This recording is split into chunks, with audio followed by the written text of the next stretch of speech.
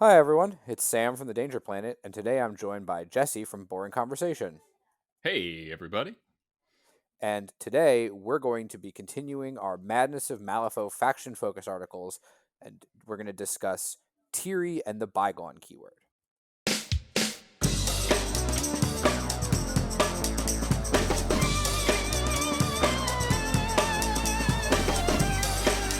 All right, welcome back, everybody.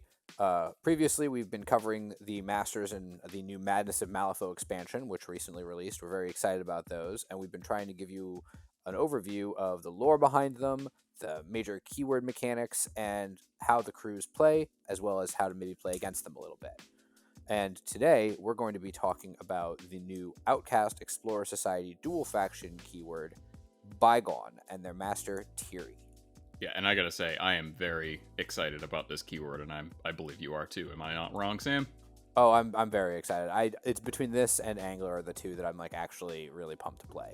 Yeah, So, absolutely. uh, so the Tiri and the Bygone keyword are pretty unusual. They represent the last survivors of the Awa. That's AUA. The Awa are a species from Malifaux's past, like the long distant past. They predate even the Nephilim. They were around at the same time as Titania, the Autumn Queen, and the Awa were basically artificers. They could create various different advanced machines. They built a lot of the stuff that we consider to be old Malifaux technology. That was all Awa work. The Awa lived in these big cities in the desert, but one of the Awa, who was more, grasping for power than the rest, and who had a great deal of magical power, actually became the tyrant Cheruf. And the tyrant Cheruf, as you know, is this strong connection with fire. And Cheruf, when the Awa wouldn't serve him, basically attacked them and almost exterminated the entire species. He destroyed all their cities, rendered them down into, fused glass in the wastes of Malifaux. And the Awa tried to fight back. They had pretty significant amount of power. They had these constructs, but ultimately they couldn't destroy Cheruf. All they could do was help build the Red Cage and cage him.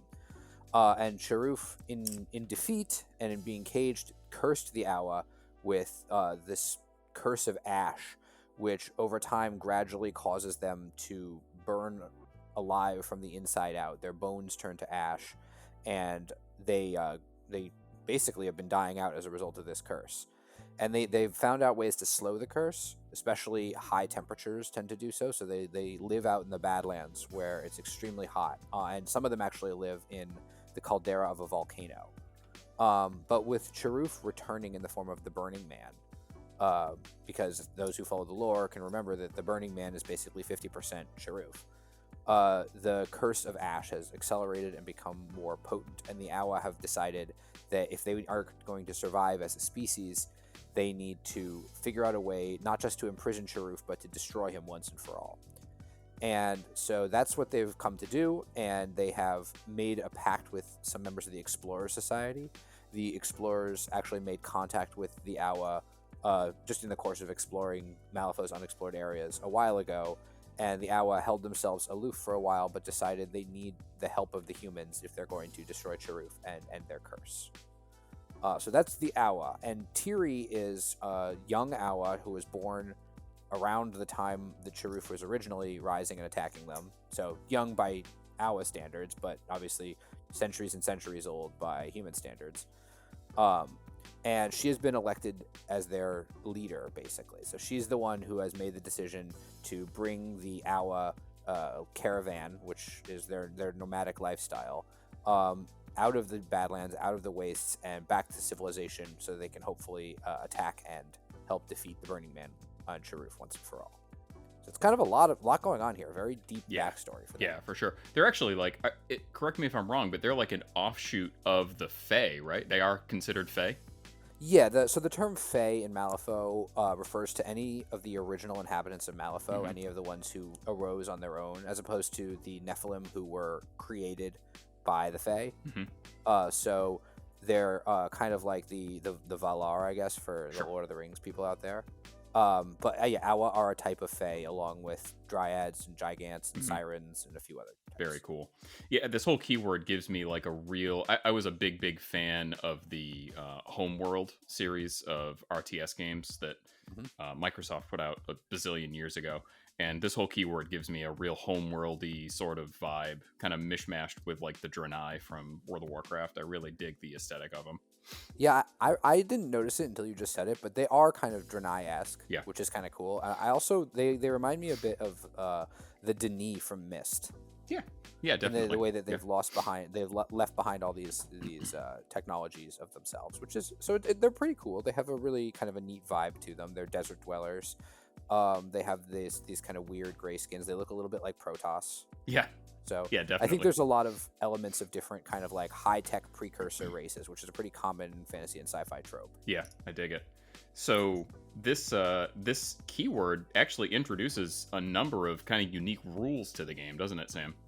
Yeah, they're really cool. Their mechanics are. We'll talk about more about their mechanics later on, but their chief mechanic is a double-sided upgrade. Now, the way the double-sided upgrades work is if you have a model in your crew that has the appropriate keyword, the double-sided upgrade attaches to you, not to any specific model at the start of the game. And the double-sided upgrade has, as you might imagine, two sides. One is the tradition side, one is the technology side. Each side doesn't actually do anything on its own, but most models in the Bygone keyword have special rules that say they are only active if tradition is face up, or they're only active if technology is face up. So these tend to be the most powerful and most unique rules that any given model has, and they are the ones that are kind of defining what that model does. But you only ever have access to half of them at once. So you have to make a strategic decision because you have some limited ability to flip the upgrade to turn it from tradition to technology and back. So you need to figure out when you need this ability versus that ability, and when is the appropriate time to flip the upgrade. It adds a lot of strategic and tactical flexibility to this crew, which I really like.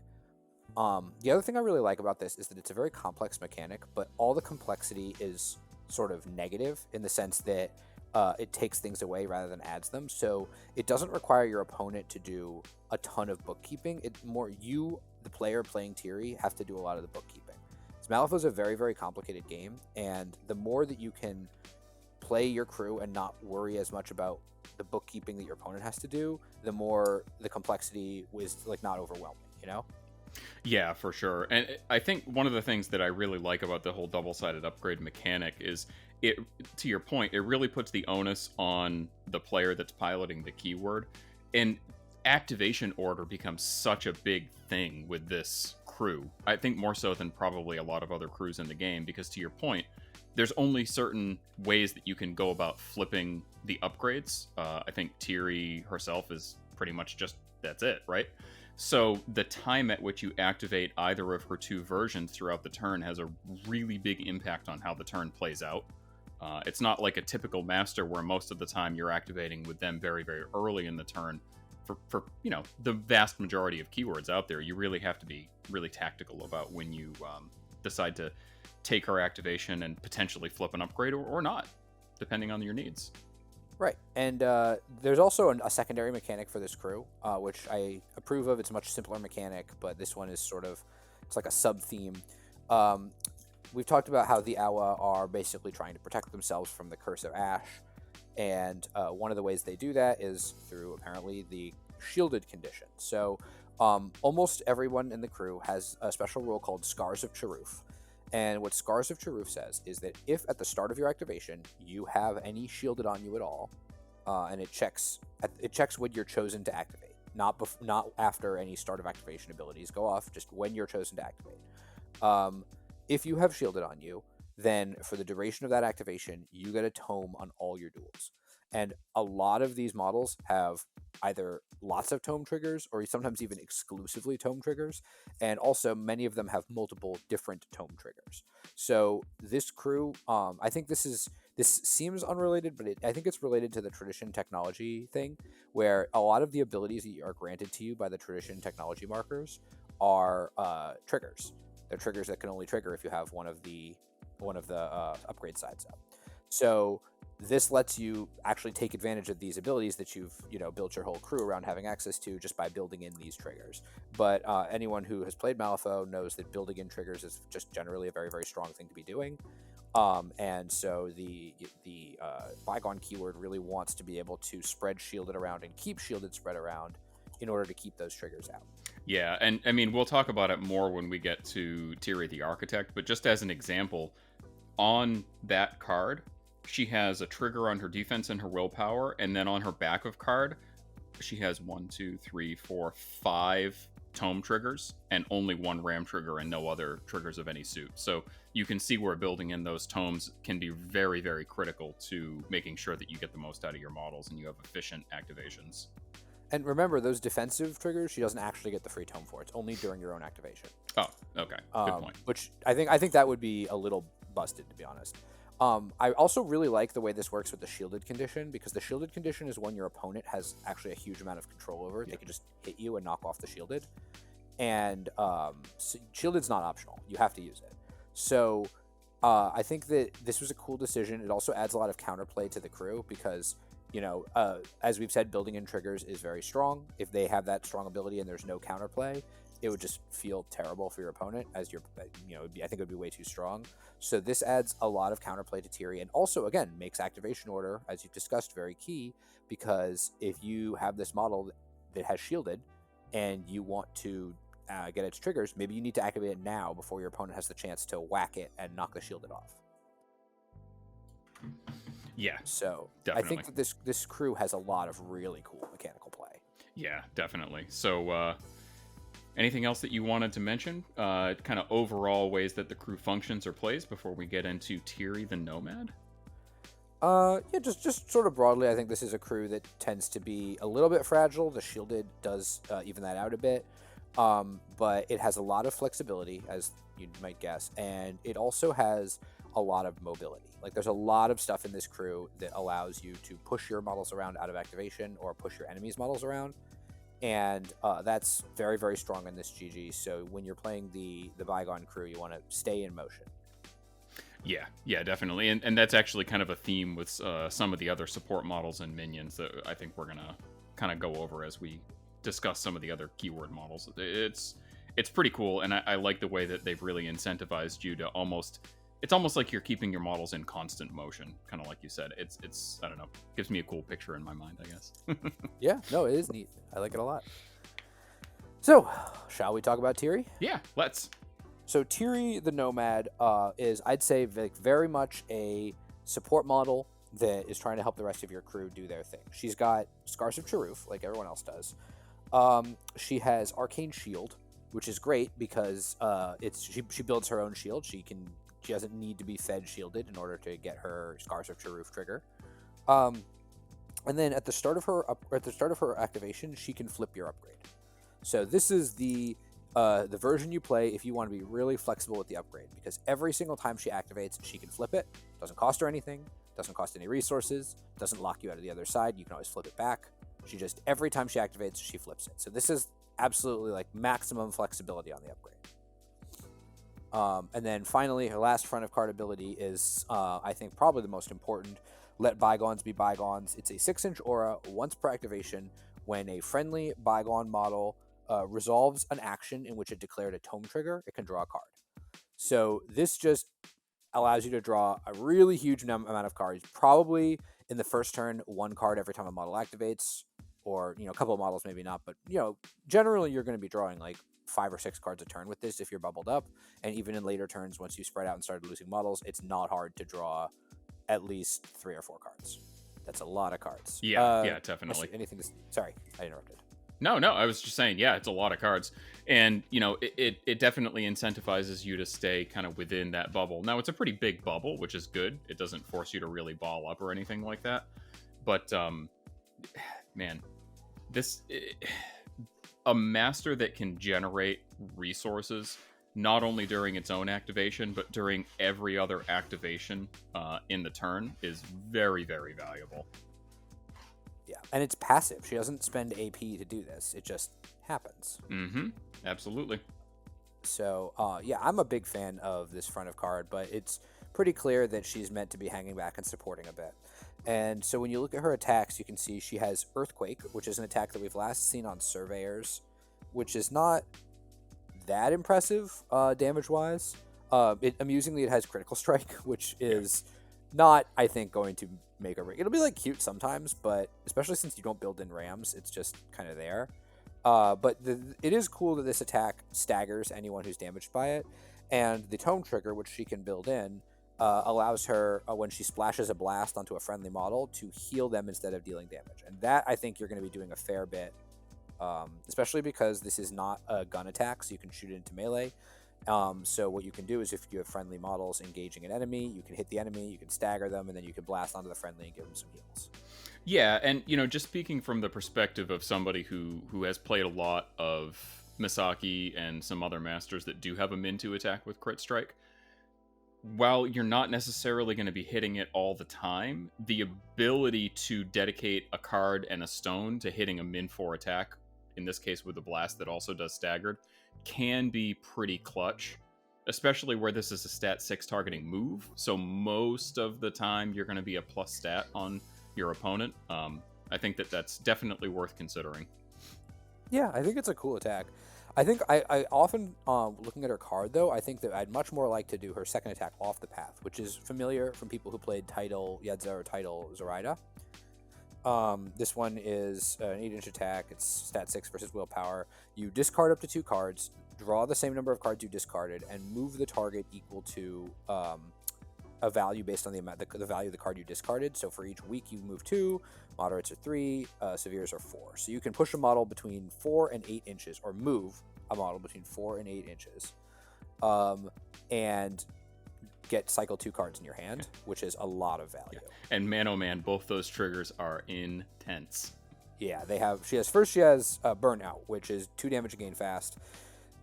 That is just a really, really, really strong trigger. Handing out fast to a friendly model, especially after you've pushed it up, up to 4 inches, is really strong. When we talk about the Iron Matron later on, you're going to be doing this to the Iron Matron a lot. A whole lot, yeah. So the other one is Mirage, which is that it's a very unique one. This is the first trigger we've seen that has that's locked to one side of the marker. It is locked to the tradition side of the marker, and it's a tome trigger, so you can build it in. And it's until the next start phase, the target is ignored for enemy schemes. Now, you can only do it on a non-leader friendly, this trigger, but yeah, ignoring a target for enemy schemes is kind of wild. Yeah, it's one of those things that's kind of niche, but the games that it matters, it's going to matter a whole lot. Like, if you can sniff out your opponent's vendetta target towards the start of the turn and just basically deny them the ability to score vendetta for the whole turn, thereby having to basically ignore the model because they can't afford to deal damage to it in most cases if they're not going to score vendetta, or any number of other things, like basically anything that messes with the scoring in the game can have such a big swing. And this is when applied correctly, could definitely swing the balance of the game in your direction. Yeah, I think it's going to be a very skill testing ability, because you'll have to sort of figure out first of all, what scheme your opponent's on, and second of all, what model they've declared for it. But also remember, it works in the end game because it's until the next start phase. So if your opponent is playing hold up their forces or something, or catch and release, you can or catch and release, I guess that would be the first point. But if you're playing these schemes that require you to end the game with a certain model being engaged or having a scheme marker near it or something like that, you can just do this and deny it, because at the game end it's still active. Yeah, absolutely. Very, very cool ability. And to your point, I think it's really going to test players' ability to identify the right model at the right time. It's going to be one of the things that really separates an average Nomad player from a truly advanced one.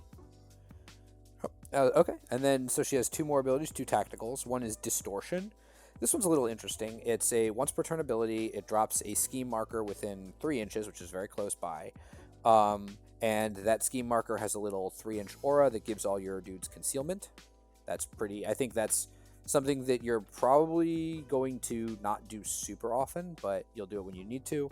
And this has an interesting trigger. This one now is locked to technology only, and it says that markers within Aura 3 of the drop marker are ignored for enemy schemes. So once again, she has this ability to disrupt your opponent's scheming just by dropping a marker and saying your markers near this marker don't count as markers. Yeah, and that's a pretty big bubble. That's an ability that, like, if you need to shield your crew from a lot of shooting or the concealment's really going to matter, you'll use it then. But aside from that, you're probably not going to use it super often unless you happen to be on technology. I mean, to be fair, dropping a scheme marker within 3 inches can be a big deal for scoring, but that's probably not something that you're going to be doing towards the start of the turn. Right. This is like very much a late turn thing when you kind of sussed out what they're trying to do with their markers. And a lot of the marker schemes already are disruptible just by having, like, for example, leave your mark is disruptible by having a scheme marker near it. Breakthrough is disruptible by having a friendly near it. But this is sort of a convenient way of basically removing an enemy scheme marker without having to be in base-to-base contact with it and do a interact action, which sometimes you won't have the option to do. So I think it's a neat ability. This is very niche, but you'll know when you need to use it. Yeah, and her bonus action, hoo boy, that's a doozy.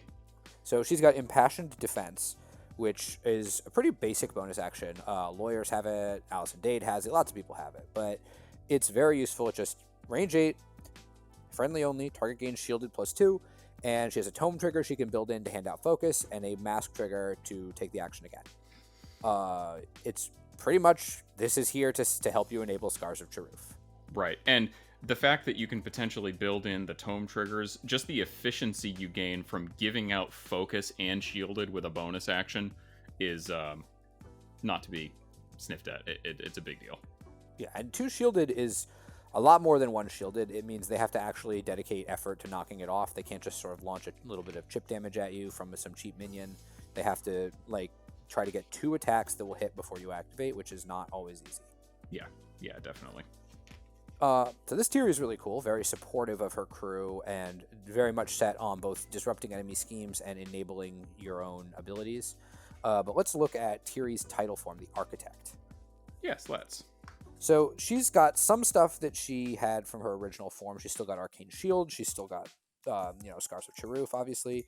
But her core mechanic is actually something that's very cool and unique to her, and it's called Lost Technology. What Lost Technology it's a marker type. Let's not bury the lead here. What Lost Technology markers are is she has an ability called Lost Structures. The tactical action requires a 5 of any suit, and it's once per turn. And you can only take the action if she's the leader. So they've really, I think, locked out some of the more degenerate dual master combos with it. And what she does is it creates a Lost Technology terrain marker anywhere within 6 inches. And there are 4 of these, and each one does something unique. And so the first one is the Tyrant's Cage, which when you place it, it's basically glimpse the void on a model within Aura 2 of it, bury the model, and while the model is buried in the cage, they're locked in there. And models that are friendly to the trapped model can take an action, which is basically they're testing their willpower against a value of 13, and if they pass, they get to free their friend, kind of like pulling someone out of the grave goo. And you can also, if you are a friendly Bygone model within 2 inches of it, you can move the cage. You basically place it within 2 inches of yourself, and then once again resolve the effect that buries somebody. So that one's kind of cute, but the other 3 are all just, I think, more interesting and, like, unique.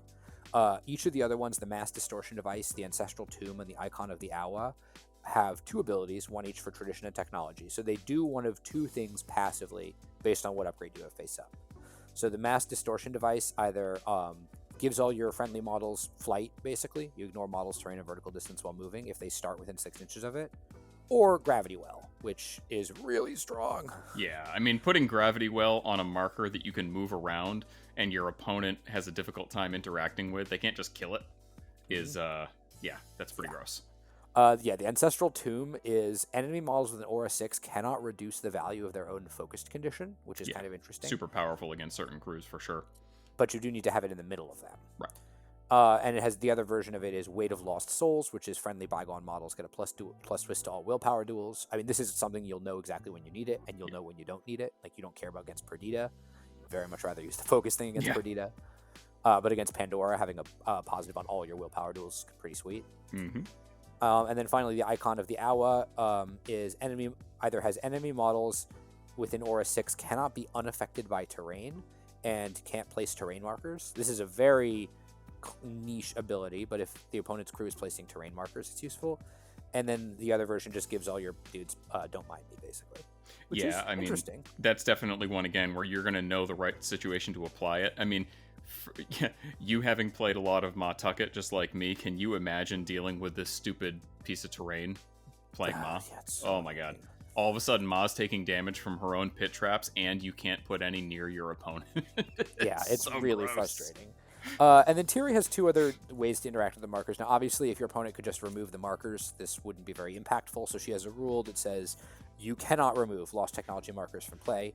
If you would remove it, you get to do a 3-inch place on it. So your opponent can still use marker removal to move it around into a more inconvenient place for you, but they can't get rid of it. And then she also has a defensive trigger. It's built in. It's defense and willpower, but it's only built in on defense. And it's after resolving. Tiri gets to move 2 inches towards a lost technology marker. Then, if the attacking model is within 3 inches of the lost technology marker, end their activation. It's really, really good against anybody who's trying to kill you in melee. Yeah, built in on her defense. Big deal.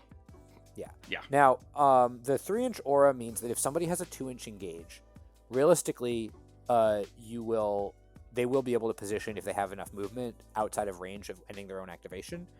But they might not have enough movement. The markers might be in a very inconvenient place for them to try to get away from. And also, you could just sort of VoIP out of melee, which is totally fine. So this is, I think, a very strong defensive trigger. Very, very strong. Yeah, absolutely. Especially with the shielded, the first hit is going to matter a bit less than the others just because you have this shielded. Yeah. And so if you're only taking one hit, I think you're probably in reasonable position with her. But yeah, I don't think that you're going to end an enemy master's activation with this all that often, but you're going to do it sometimes, and it's going to feel really bad. Yeah, and I mean, it's only a 2-inch move, which to be fair isn't very far, but the fact that it is a move means that you can actually kind of circle around to the backside of a marker. And I mean, they are, impassable blocking height 3, which is a pretty big deal. Right. So what else does this Tiri do? She has Dredge Up is, I think, the first ability I'm going to talk about. This is something that's familiar if you play Yedza. Big deal. I think you're going to be doing Dredge Up 2 or 3 times in a lot, not 3, but 2 times in a lot of activations. Dredging Up is you target a non-scheme marker, can't target the same marker more than once, you push it 4 inches, or move it up to 4 inches, then you take a melee attack through it. Now, this is almost always just going to be better than just making her melee attack, because you get to put your technology markers in a place that's useful for them, and you get to attack in a way that is safe for you. And now you need a 6, so it's not free. There's a TN here. And this Tiri doesn't draw as many cards as her other version, so you do have to be aware of that. But it keeps her safe, and it also just puts the markers where you need them. And then her attack that she's actually doing through them is very interesting. It's a unique attack. It's called Deconstruct. It's a stat 6, 1 inch, 2, 3, 5. But until the end phase, the target cannot heal. So sometimes that won't matter, but when it matters, it matters. Oh yeah, I mean, you're playing against Max 2, or Ulix, or any one of those keyword, or the new return keyword for that matter. Any one of those keywords that really relies on healing. Very, very dangerous attack. Yes, definitely. And it also has a bonus action, or not a bonus action, a trigger rather, a tome trigger, so you can build it in, that just take the action again, targeting a different model within 2 inches of the target. Yeah. So you can make a lot of attack. 2, 3, 5 is not super impressive, but it's not awful. Yeah, and it's worth noting that that end phase until end phase cannot heal. It's not a trigger. It's just a part of the attack. So you don't even have to damage them. Yeah, any arcing shock attacks, you're going to get that on. Even if they reduce to 0 because they have armor, shielded, stones, what have you, they still don't get to heal. Yeah. And then she's also got Command Construct as her bonus. We've seen this a few times. It's an obey for constructs only. This action does have a tome requirement, but again, you build in the tome with your shielded, so it's not a big deal.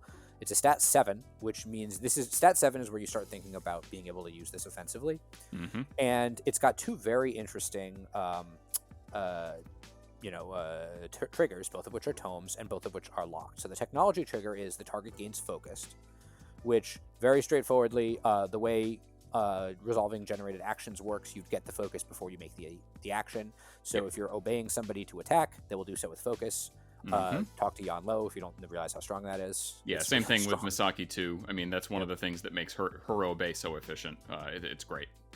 And then the other one is really cool. Ooh, boy. The tradition trigger, loyalty, says if the chosen action is charge, they can charge while engaged, and after they charge, instead of making a melee attack, they can make an interact. Yeah. That's nuts. Yeah, it's pretty darn cool. It's get somebody out of melee, move them 5 inches or so, and take an interact, and it's almost impossible for your opponent to do anything about. Yep. Really strong. I like this a lot. I think that you're going to want to have a 7 in to just get the command construct off. There's also, when we get into the models, we're going to see there's some very, very good constructs in this keyword. So then finally, we talked about lost structures, but I'll just briefly mention the triggers. It has a ram trigger that lets the new marker pulse out a heal, which is kind of cute. It has a tome trigger, which again you can build in, which is enemy models within pulse 2 of the created marker must pass a defense tool or take damage, so she can just give a little bit of damage. And then finally, it has a once per game trigger to flip her upgrade. And this is a very key part of this model because this is the only flip you're going to get in the whole game. Yep, absolutely. And I mean, this is an ability that you're probably going to be taking every turn, but the fact that you can only flip your upgrade once per game, period, with this master is pretty interesting. And it's, it drives a lot of the triggers and abilities on the rest of the crew. So you really need to identify when the right time to make that switch is going to be. Correct. And I think that you really do need to think about very strongly, like, when you're flipping modes. And also this affects crew creation a lot. If there's a model in your crew that you really want access to both of their divergence, that's the upgrades, they're called divergence upgrade triggers. If you want access to both of them with this model, you need to think like actually really hard about, is this something that like you are really willing to take, even if only one of its upgrades is live for most of the game. Now, having read through this and having played a test game against Tiri, I think that generally what you're going to do with this model is you're going to start in tradition and you're going to move to technology. Because tradition gives you a lot of stuff, like it gives you the mobility on her totem Ouroboros. It gives you the ability to stack your deck a bit more with the first light, and it gives you the bonus on the toss from Ancient Constructs, and then which we'll talk about. And then the technology upgrade gives you a lot of these really beefy, aggressive upgrades. It gives you mechanical muscle on Ancient Constructs. It gives you sudden aggression on the Iron Matron. It gives you charged weaponry on Weapon Mastery on the Warriors. And it gives you Relics of the Old War, the focus ability on Tiri's Command Construct. So the technology upgrades are much more sort of bellicose, I would say. They're more focused on killing. And with that, you really are going to want to start in tradition and maybe turn 2 or 3, switch to technology when you get in there and start mixing things up. Very cool. Very cool. Yeah, I think that's a really good overview of just how the crew functions. Do you want to just maybe mention a couple of things briefly about the totem, and then we can kind of do high points of the crew? Sure. So her totem is Ouroboros, very cute little Pokemon. He has 4 abilities on his back of card, 3 of which are the names of Pokemon attacks, and one of which, as has been pointed out to me, is the name of a Pokemon attack only from the fan-made game. So technically not a full Pokemon, but he has Iron Tail, Entomb, Rollout, and Quicksand. A very interesting little guy. He's an Armor 2 totem. He's pretty weak, like most totems, and pretty slow, but the armor is good. He uniquely has a very cool demise, Dropped Tail, which is that once per game after he's killed, he drops a scrap marker in base contact with himself, heals 4, so heals to full, and then pulses out distracted from the marker. He literally is just dropping his tail. Makes him a lot more durable than he looks. And he also, he has Entomb, which we've seen before on a couple models, I think most notably Mikhail. It's a really good shockwave. A really, really strong shockwave. It's damage to and stunned, and it's harder to resist if there are different types of markers near the target. So if you can get 2 or 3 types of markers near the target, it's like a movement 14, movement 15 duel. That's really hard to pass. Yeah, and seeing that on a totem, like with Mikhail, it's a great ability, but you don't necessarily always have the AP to budget for it. On this guy, I mean, you pretty much can do it every turn, and you're safe. Yeah. He's also got an interesting attack. It's a 2/3/4 that ends the target shielded before you do damage, so it just punches right through all their shielded. And Rollout is a very cute little trigger that you can only declare if it was generated by the charge action. It makes it a 3/4/5 that ignores armor. So there will be times when you will charge this guy, and it's a 3/4/5 that ignores armor and shielded, but I wouldn't count on that because he doesn't have Scars of Truth. Right, yeah, he can't build in the trigger. Right, exactly. And he's also a stat 5. Yeah. So... But against like Hoffman, sometimes you're just going to be like, absolutely screw this thing.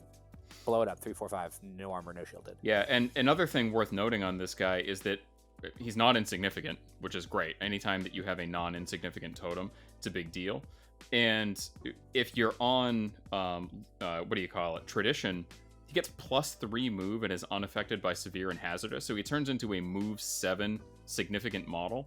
With unimpeded, basically. With essentially unimpeded. Or Depths of Malifaux, I guess. Yeah, I guess it would be Depths of Malifaux. And then Tiri can use Command Construct on him if she's also on Loyalty, which, hey, unsurprisingly shares the same requirement as this front of card ability on Ouroboros. He gets to take a charge at move 7 and do the Interact. Like, that's pretty wild. That's really good. Yeah. He also, his technology one is very interesting. It's his armor can reduce damage to 0, which fundamentally alters the way the model plays. Just because he's def 4, he's only got 4 health. It's pretty easy to just chip him down with low value attacks. You cannot do that on technology markers or on technology side. Right. He also can.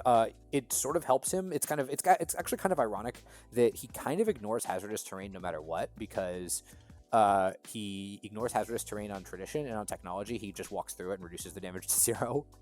Yeah.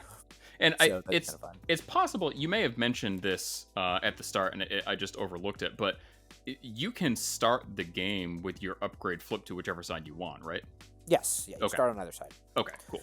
We'll talk a bit about some other models in this keyword. We've got the Ancient Constructs. These things are really cool. They're 9 stone minions. They are armor 2, take the hit models with Ruthless and Unyielding. So they're just big, beefy dudes who take hits for your opponent, for your models, and don't die or worry too much about, terrifying, can't be obeyed. They have, I would say, that a couple things that are really unique about them. First of all, Owen Protector, their bonus action is normally when you take the hit, the model taking the hit places into contact with the target. When you've activated Owen Protector, when they take the hit, the target places into contact with them instead, which is crazy strong. Yeah. It basically says if you have this guy within 2 inches of a friendly model, your opponent can attack the friendly model, and then the Ancient Construct says, actually, you're attacking my giant armor 2 construct instead, plus the guy you just hit is now teleporting behind this 40 mil base and is no longer accessible to you. It's really good. Yeah, this is a model, I know we're going to talk about this a little bit later too, but I foresee this model definitely having a place as an out of keyword hire in the Outcast faction. That's one thing that's worth noting, is that this is an Outcast, not an Explorers model. And I think that is probably wise for the Explorer Society. Yeah. They also have Toss, which is really, really strong. One of the best actions in the game. And their Toss has this absolutely berserk trigger that's Tradition locked, but you can build it in with Shielded.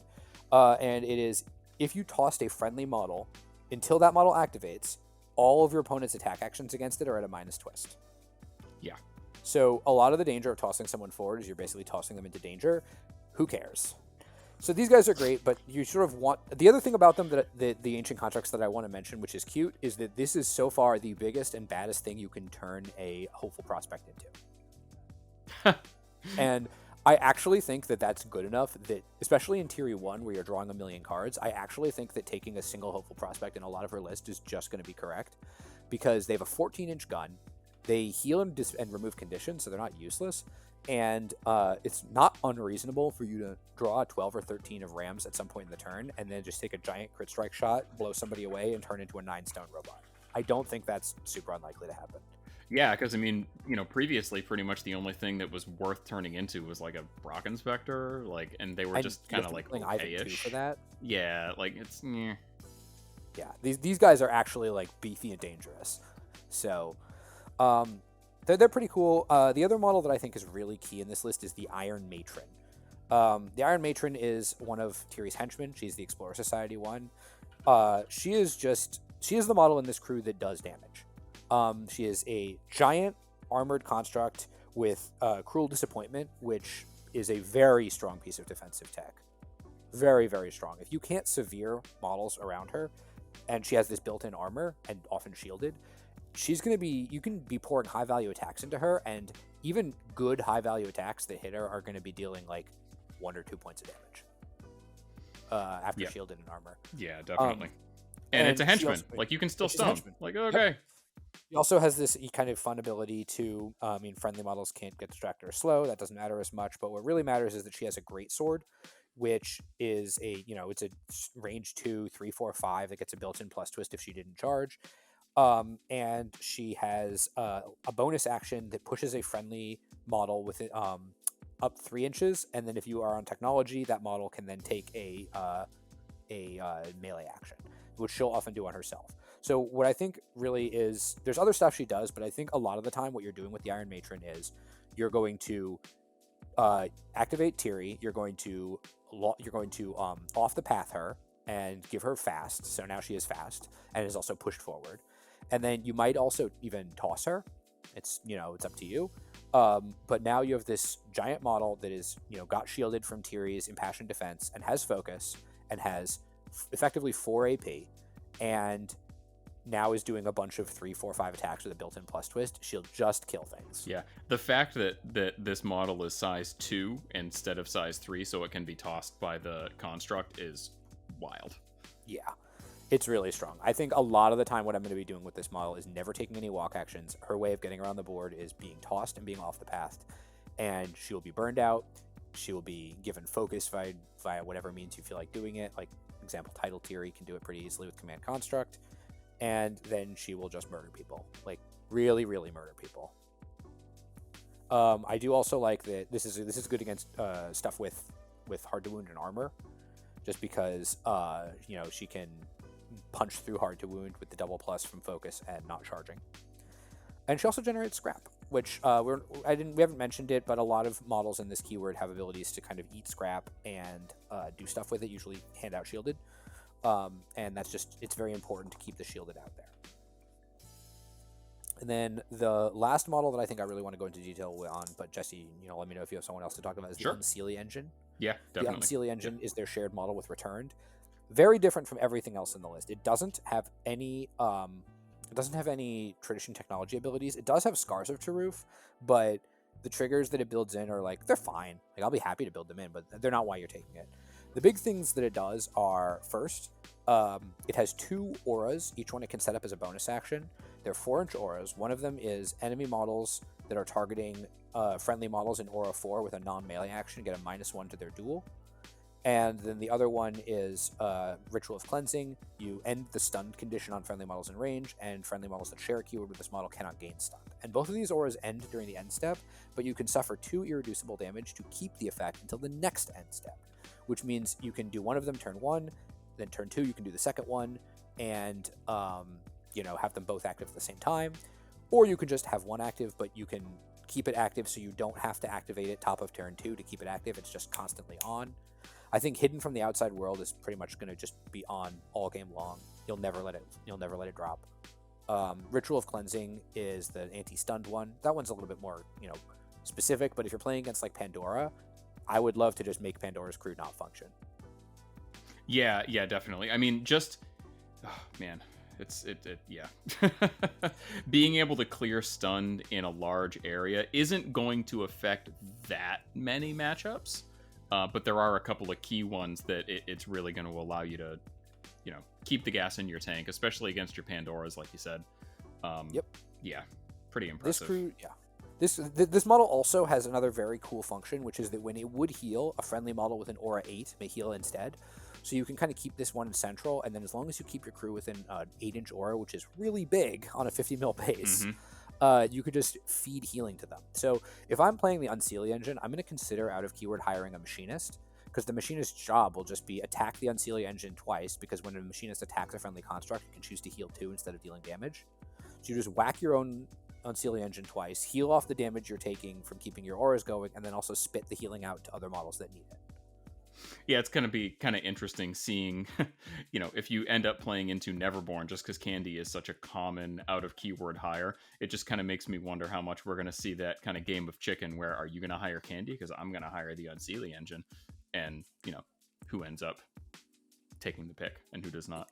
And the thing is, I would hire the engine even if I didn't think I would see stunned, because Hidden from the Outside World is so good. Yeah. It's so strong. Yeah, I really think that this is a model that is going to see a lot of out-of-keyword hiring.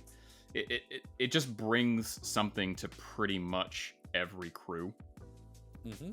And, there are a couple of keywords that really do like seeing a lot of distracted out there. Especially, not that I necessarily think Ivan 2 is in a great spot, but its regular attack, the Atlas Strike, does have some really good play with Ivan 2 and the distracted engine that he can put out. Yeah, no, absolutely.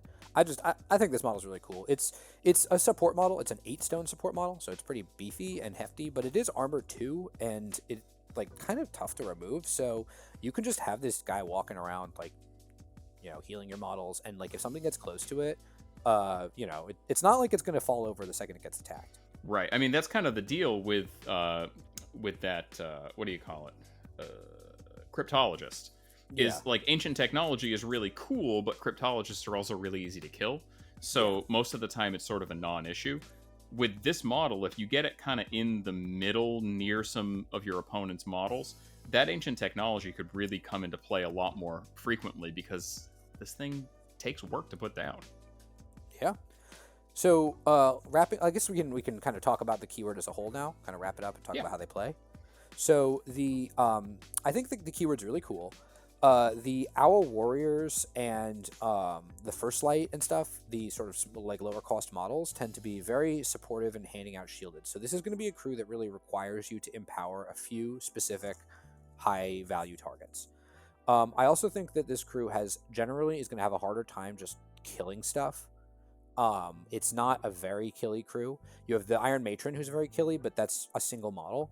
And you have Parson, who has a Relic Hammer, but Parson's only stat 5. So if you're going to be attacking people with Parson, you basically need to be in tradition mode, because when you do that, it means it turns off cheats when your opponent is being attacked by him.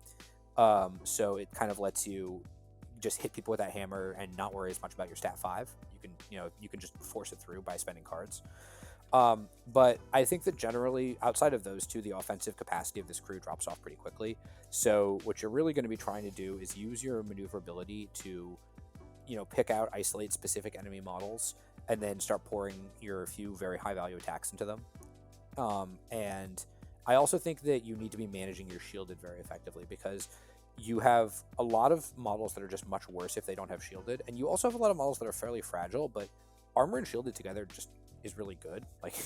A lot of your models have armor 1, so you get that armor 1, you get that shielded, and now all of a sudden your models are maybe just a bit tougher. The other thing with Parson that I want to call out is Parson's bonus action, Remove Impurity, lets you, on technology mode, pick a Bygone target, and it gets a plus twist on all its damage flips. You're going to do this on the Iron Matron in the sort of killer turn where you're setting up for just a brutal Iron Matron. At that point, you have, even before you start spending focus, you have an Iron Matron that has 4 AP to make attacks with, and all of her attacks are double positive to damage, as long as she didn't charge. So that's just a model that's going to be killing a lot of stuff. Yeah, absolutely. I'm a big fan of Parson. I think that generally with this crew, you're going to be trying to use your maneuverability, use your ability to stack your hand with Tiri 1, or to take advantage of your technology markers with Tiri 2 to set up favorable engagements, and then you're going to send in your Matron or possibly Parson and just do the killing with them, and everyone else's job is basically to stay safe. Yeah, and if you do need that beater, I do think that Parson really fits that, because some of the kind of interactions with him and some of the other models in the keyword are really worth noting. That Remove Impurity thing on with the Distant Memory trigger on Loyalty, where you do that at the start of his activation, you just target one of the other many constructs in the crew, do its thing, and then you draw any one non-Joker card from the top 3 cards of your discard pile. And you've also already given him focus because you're using, Tiri 1 or Tiri the Nomad. So you're hitting the preparations trigger on her bonus action. So now you've got, a non-cheatable, an attack your opponent can't just cheat the defense on. You have a high card in your hand because it's kind of like, it's not really better tools for the job, but it's a more flexible tools for the job, where you have more options for which card to pull into your hand. So now you've probably pulled a Severe into your hand. You've got to focus on a 3/4/6 damage track that your opponent can't cheat against. That's pretty gross. That can get a lot of work done. Yeah, very much so. And I think that also he just will take the concentrate action a fair bit. He doesn't have that many actions he really needs to take. His big job is to hand out shielded as well. So that's just generally when you're playing her, you need to manage your shielded. Owl Warrior's job is to put out shielded. Parson's job is to put out shielded. The First Light can hand out some shielded. You just need to make sure you're getting it on the models that need it. And conversely, when you're playing against Tiri, the number one thing you need to do is manage your opponent's shielded. So if you have blasts, if you have shockwaves, if you have high volume of low value attacks, you can just ping shielded off of Tiri's models. A lot of them have fairly low defensive stats. I think that the Ancient Constructs have a defense 6, and Tiri's original form has a defense 6, and Ket has a defense 6, but everyone else is 5 or less. Yeah. There's quite a few 4s. So, you do want to just be hitting them, you want to be knocking that stuff off them, and you want to be being ready for capitalizing on them when the stuff's been knocked off. And you also want to make sure you're knocking shielded off of models that haven't activated yet. So, it makes it harder for them to benefit from scars. Yeah, definitely. And I would say making sure that you're being a little bit more targeted in your damage is really going to be important with this crew. There is a lot of armor in the crew. There's a lot of shielded in the crew. There's a lot of potential for healing in the crew. So it's, you're kind of, it's almost like as the opponent, you really have 2 lines of play against it. On the one hand, you really want to try and knock off that shielded to reduce their action efficiency during their activations. But if you're just kind of, blipping some damage here and there to knock the shielded down, you're not really making a dent in their actual health pools.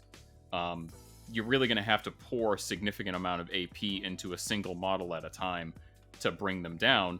But then the rest of the models are going to be a little bit more impactful when they do activate. So it's just kind of an interesting decision that you have to make as an opponent. You also should be trying to stagger them as much as possible. There's so many abilities that push other Bygones around.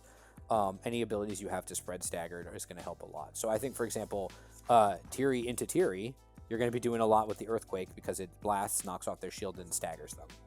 Yeah, so absolutely. And I would say, as the player, what would you identify some of the weaknesses of the crew as? The one point that I was going to make is that, if you're playing Tiri the Nomad, to your point before, it's more of a support model.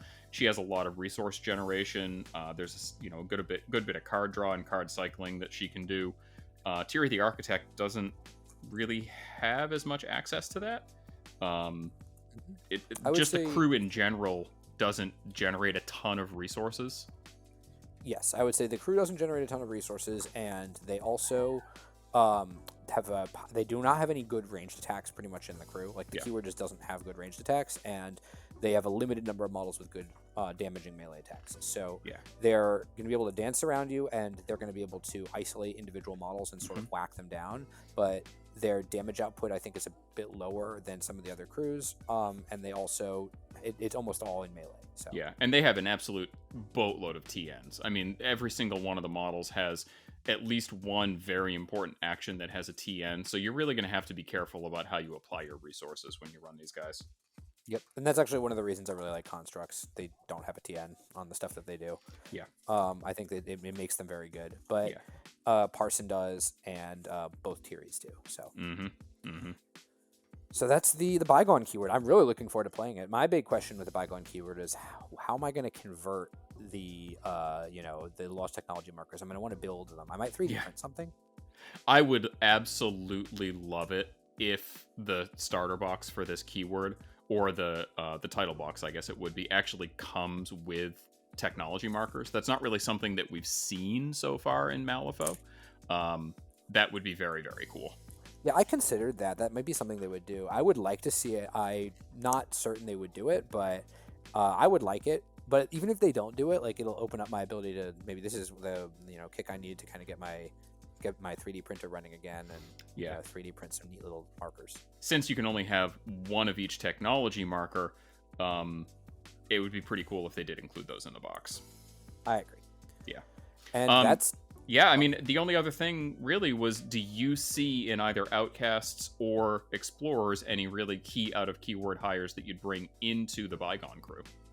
So I mentioned the Machinist earlier. I think the Machinists are defensible just as with the Lost Engine. The ability to heal is very good. I think that specifically with the Lost Engine, the Unseelie engine, I think that you really want that healing because you can spread it around. If you're not taking the engine, then I think maybe that you don't really want to spend 6 out of keyword points on such a fragile model that really can just do the healing. Although remember, they do hand out shielded.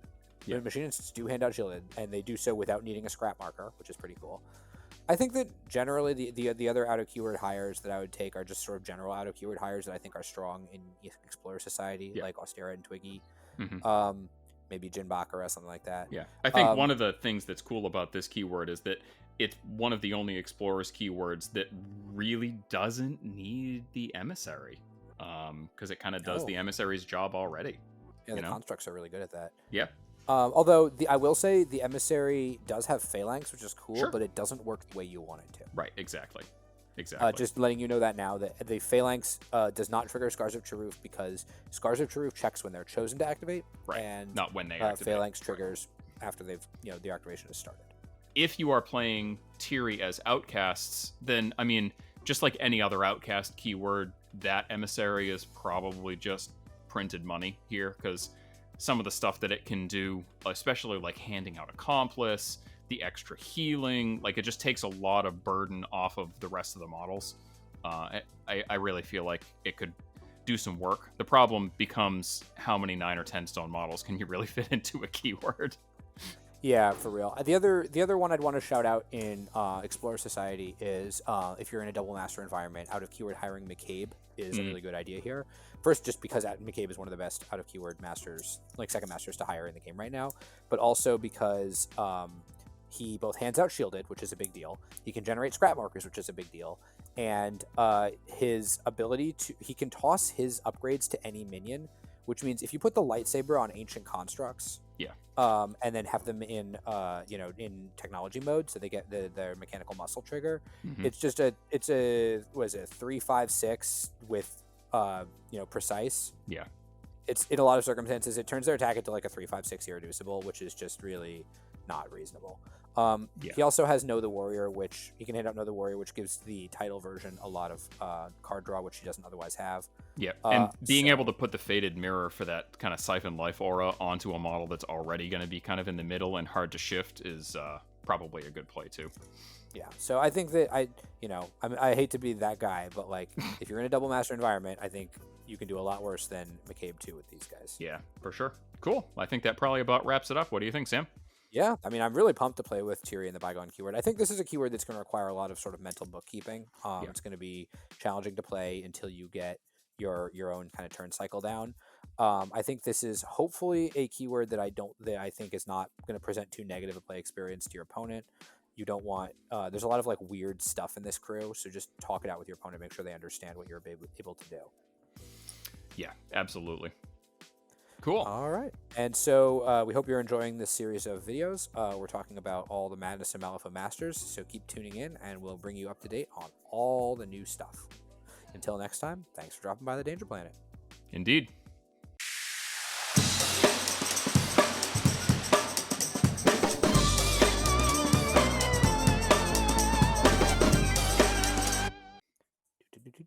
Sweet. Do you want to take a little break before we do? Yeah, I gotta pee like real bad. It's like up to my eyeballs.